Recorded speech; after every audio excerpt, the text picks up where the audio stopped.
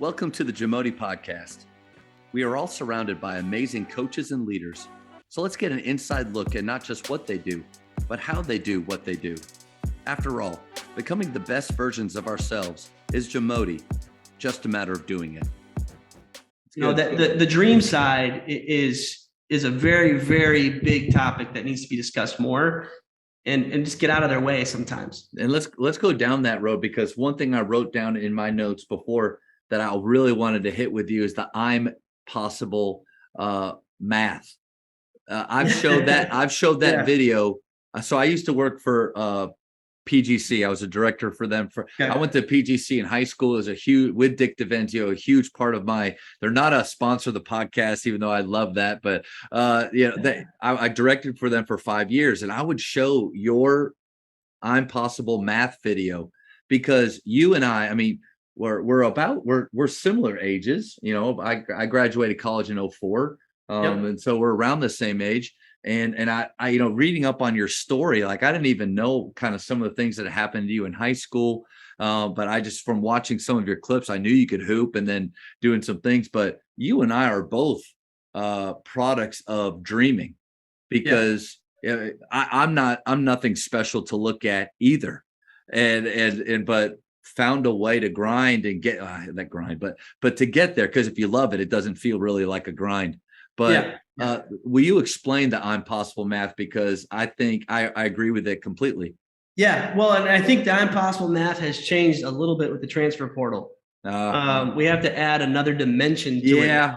Yeah. But it's the logic is really good. So the whole concept of I'm possible math is that the NCAA has always had their own stats that they've always pushed out. I remember being at camps growing up, and it was always the same. There would be 100 kids at the camp, and they would say, "Hey, if you want to play college basketball, raise your hand." And we'd all raise our hand, all happy, and they'd be like, "Now look around you. Only 2 of you are going to do it." Dream crushed, right? Yeah, there. You're like, oh, okay. You know, and sometimes only one of you. Yeah. And so, but that's NCAA stats. That's what they say. 1 to 3% of players have a chance of playing college basketball, and they use that to push education, which of course we're all fine with. I'm okay with the message, but the logic is really bad. I always tell people the math is good, the logic is bad, because basically the way they come up with the math is they take the participants, which I don't know what the stats are currently. 500,000 or so usually is what. 500,000, you know, some participants of basketball. And then there's so many allocated, you know, coaching or player spots in college. So let's say it's 18,000 or so. And they take that and they divide it, and that's where they come up with their 1 to 3%. Yeah. But what I always have tried to get people to understand is that we're not competing against participants. So if you want to play college basketball, you're not in that math. You're in a different pool. So I always try to do it logically. I think 20% of basketball players want to play college basketball. Now, some coaches will say half of my team. I've been brought in to work with teams, and I say, "How many of you want to play college basketball?" And no one says it. So it's all over the place. So I think as a trainer who's been around the country, I think it's very safe to say 20% of people who are playing it in high school want to play college basketball. Some want to play baseball, football. Some don't want. I'd agree with that math. Yep. And so we got to divide now. So we got to take 20% of that 500 some thousand, and that's the pool of people who are actually wanting to play college basketball. And now, you know, your percentage is going to be something around 17% chance you play if you go by the NCAA way of doing it. But then I've always taken it another step further, because I've been around a lot of players who say they want to play college basketball, but when you ask them what they're doing, they're not doing anything. They want it maybe because their parents want it, or just because they think it sounds cool. Good. Yeah. There's no plan. There's no effort. There's no drive. And so they're just the wanters. So I say you got to take another 20% of them. And that's where you're going to find the real committed grinders, if we want to use that word, or the gym rats, or the people who are scheduled, who are organized, who really have a plan. And now if you take another 20% of that group, you're going to be around 21 to 22,000 people who are competing for 18,000 or so jobs. It's an 85+% chance of playing college basketball when you're in that type of pool of people. It'd be very similar if I said, your chances of being a doctor, you got to look at everyone who goes to college in the country. It's everyone who goes to med school. Yeah.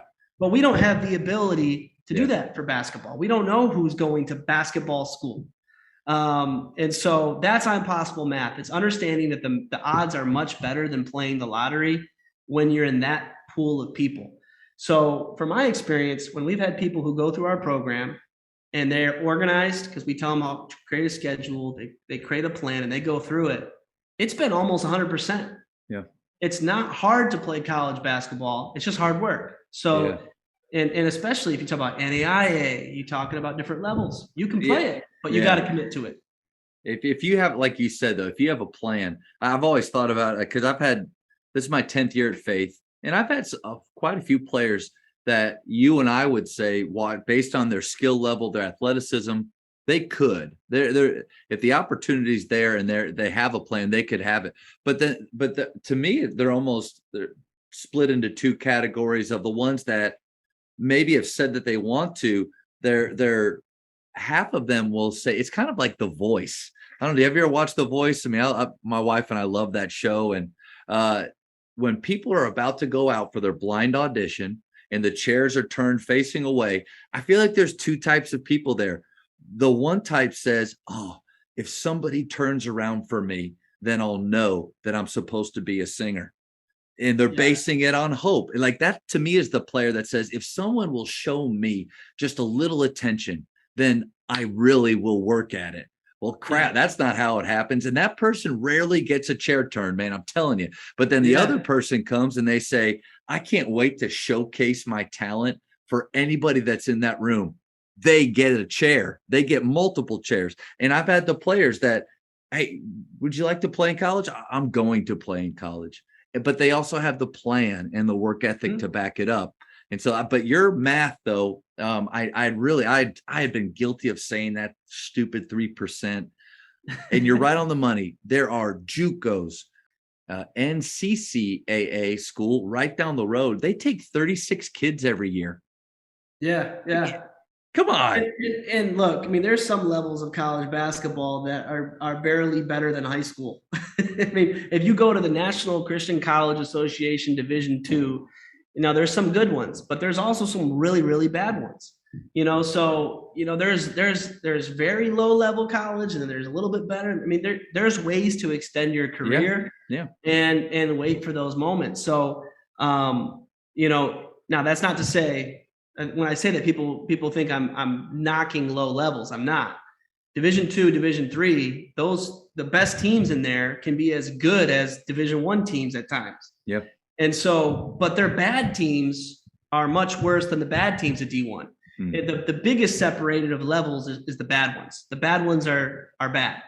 But the whole point is when players want to play college, if you can get to yourself just to a certain level, you can get it done. Yep. And it's not hard to get to that level if you have a plan and you have a work and you work at it, because most people don't. And so that's huge. I mean, we got to build the player's belief system up first. Let them know that they're not playing, the lottery. It's not a pipe dream. It's really realistic, but you're going to have to lay out the steps, the plan, and go after it. At least not to extinguish the dream, snatch it away from them. What I found at Faith is I try to allow them to dream and to give them the skills and opportunities. And with select ball too around here, that's important. Like that's another piece of the pie, or the puzzle. But I want them to be able to get to the point where they realize that they don't love it enough, that they don't really want it. But then maybe the maturity part has come from as I get older, is being okay with that. Yeah. Because it's hard as a coach when you see this kid has the skill, the ability. He works so hard. Why doesn't he want it?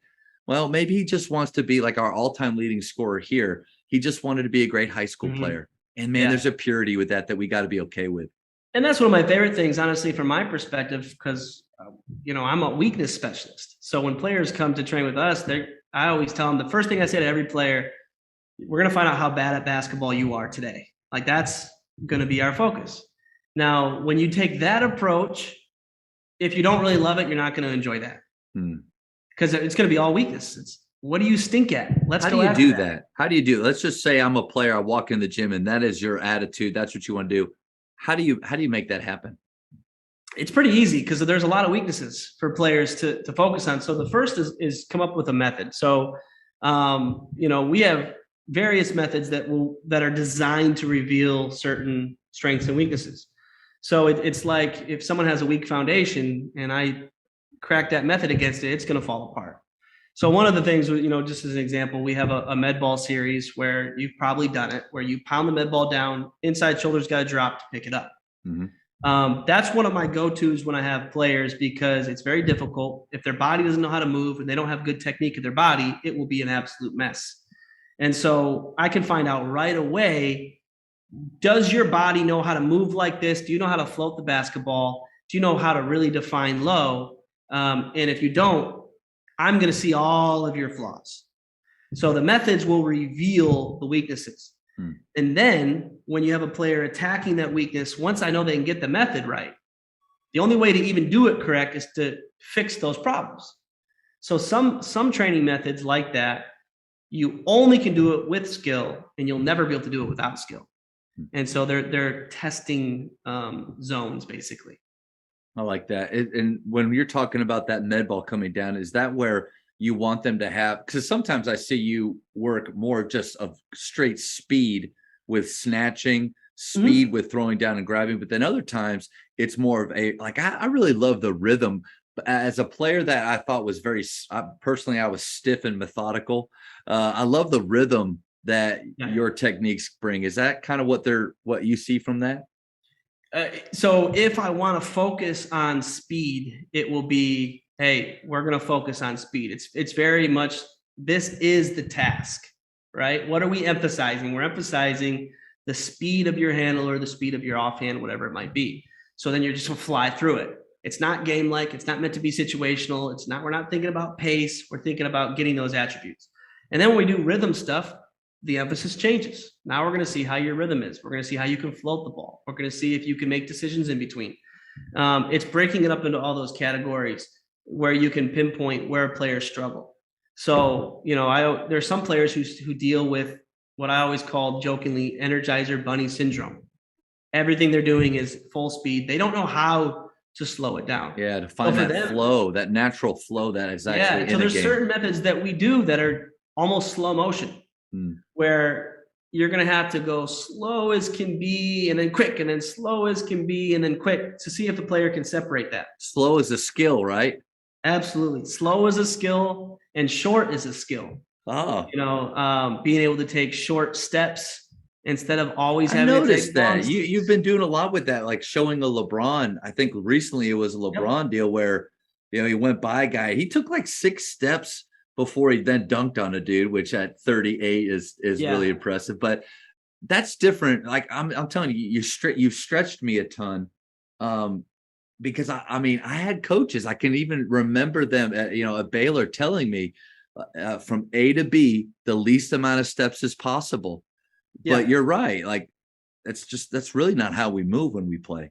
And the way, or maybe at times, the way the game has changed too. When coaches are big on one dribble drives, which coaches tend to love one dribble drives, but that only happens when it's just emptied, clear out, and you have. Which how often against good competition does that happen? Yeah. So multiple dribble drives, we could say that one dribble drives are like gold. Like, oh, that was beautiful. One dribble drive, create, like, awesome. But the most common needs to be trained more. And more commonly than one dribble drives are multiple dribble drives. When you can have long steps, least amount of steps to get to the basket, path of least resistance, that's great, but that's not the most common. And so what coaches tend to do is they oversimplify it. So, they teach long, and simple least movements. But then when players overcommit into space, space closes on them, they don't know how to deal with it. So when LeBron, for instance, the example you're showing, the way you explained it, it would think in my head that he took stutter steps. He stuttered his feet, but that's not what he did, right? He took just normal steps, but short. they stayed underneath his body. Yeah. And what that allows him to do is change directions whenever he wants, stop and go back whenever he wants. It's not rushing to the help side defender. He can still shoot. He can still change directions. And so you keep more options. And if you're really studying the best players, they're moving underneath themselves more often than they're extending their feet beyond themselves. That's it. And that's the key that players need to get. So a lot of times when I get a player and they're struggling, that's the first thing I need to change is their steps, especially if I have a big, get you to run shorter and, I'm comfortable now. How can I use mats to do that, to help them with their steps? Mats are like the cheat code for it, because I can lay them out very close to each other. If I have like 3 or 4 are great, and they're not allowed to step past them. So picture a drive, and I have to drive from point A to point B with 2 to 3 dribbles, let's say. And for these mats, you have to step on each one. So you'll have players who don't know how to do that will all of a sudden they'll skip 2 of them because they don't know how to run underneath themselves. Yeah. So that's once again a method that you can place down, and it's impossible to perform it without the skill. Once they can do it, they have the skill. Then you can get rid of the mats. Yeah. So that would be the best way. But I'm telling you, if coaches want to change the way their players move, they need to get them to learn how to run shorter. And that will open everything up. And they're not going to lose athleticism. They still will be able to reach. But now they're going to be able to control space better. They're going to feel more comfortable. They're going to be able to maneuver, and they're going to have more agility and mobility. I wonder how many times as coaches we're teaching our players movements, maybe for the sake of efficiency, get even if it's just something like a drop, but then I only want 1 dribble and 2 steps as you get to the rim. And then in a game, I see them trying to replicate that, but with human beings getting in their way, and they appear to be out of control. And so then I come back. And then as a genius, I come back around behind him and be like, you got to play under control. But the truth is he's doing exactly what we've spent time and time on. So that's a good nugget. Yeah. And I would say, coaches are basically teaching efficient concepts. The concept of being able to cut out steps, right? But that concept is only going to fit these moments. So what coaches need to start asking themselves, am I teaching more concepts? So, if I can teach a player to run short, medium, and long, they're going to instinctively be able to choose in the game, in the spur of the moment, which they need to work on. We teach exaggerations a lot. When we had Karl Anthony Towns at 7 foot, he's sliding a cone back and forth to us. You can find videos of Karl sliding rip cones, on the floor. People would say, well, that's too low for him. Okay. But if he can get that low, in a game he'll do. It's easier to find every other level. So, I want a player to be able to run full speed at short steps, at medium steps, and be able to use length if they need to. But what coaches need to ask themselves is, am I closing certain doors where when a problem happens in the game, they won't be able to react? If you give them more and then teach them IQ, they'll learn how to use it. Thank you for checking out today's episode. Please take a moment to subscribe to this podcast, share it with your fellow coaches, and find us on social media for what's coming up next on the JAMODI podcast. It's just a matter of doing it.